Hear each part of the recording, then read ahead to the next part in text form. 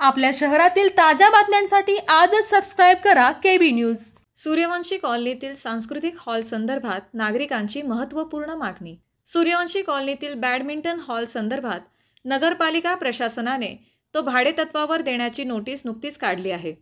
मात्र ह्या निर्णयाला कॉलनीतील तसेच परिसरातील नागरिकांनी तीव्र विरोध दर्शवला असून हॉल कॉलनीच्या देखभाल व सुव्यवस्थेसाठी स्थानिक नागरिकांकडेच सुपूर्द करण्यात यावा अशी ठाम मागणी करणारे निवेदन प्रशासनाला सादर करण्यात आले आहे। हा सांस्कृतिक हॉल माननीय खासदार संजयदादा मंडलिक यांच्या खासदार निधीतून उभारण्यात आलेला असून त्याचे नामकरण माजी खासदार सदाशिवराव मंडलिक सांस्कृतिक हॉल असे करण्यात यावे अशी ही मागणी निवेदनात करण्यात आली आहे।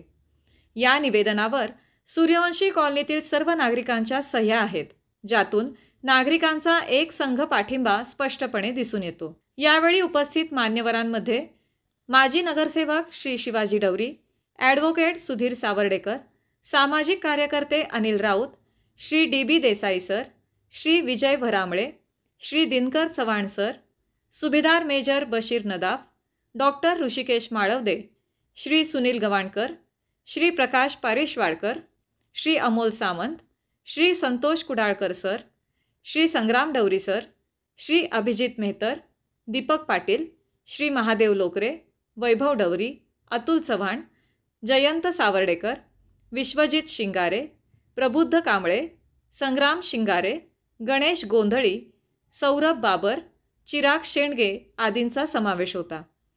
या आंदोलनात्मक निवेदनामुळे स्थानिक प्रशासनाच्या भूमिकेकडे आता सगळ्यांचे लक्ष लागले आहे।